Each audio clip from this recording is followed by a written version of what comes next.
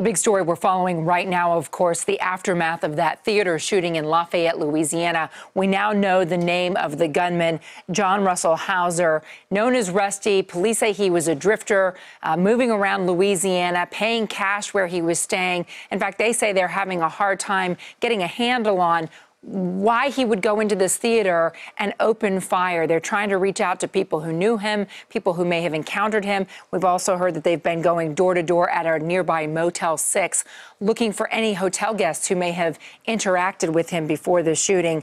They say that he had no intention of turning the gun on himself because he had disguises with him, that he had changed the license plates on his car and parked literally outside of the exit. They say that indicates he intended to do the shooting and then escape with his life, but a quick response by police officers may have changed his mind. He turned around, he turned the gun on himself.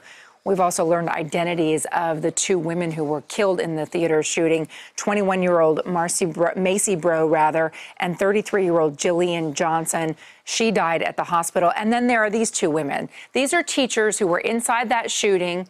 And when the gunman opened fire, they tried to protect each other, both wounded, and we're told one of them managed to reach for the fire alarm, alerting everyone in the entire theater that an emergency was happening. Now a GoFundMe page has been set up in their honor to help them recover from their medical expenses. We talked to one of their colleagues. I personally talked with both these ladies. They're both courageous and very strong women. A lot of people have been sending negative thoughts.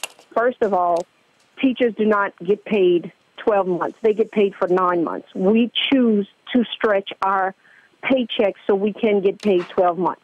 Our insurance has a deductible. We have to pay 30%. We're trying to help these two ladies, one of them who has only one income, take care of these extra expenses that were not budgeted.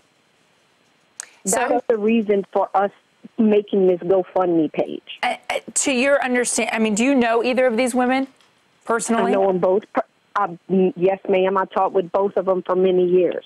And have you been able to talk with them since this happened? I spoke with via Facebook with both families, someone from both families. It's going to be a long road for both of them.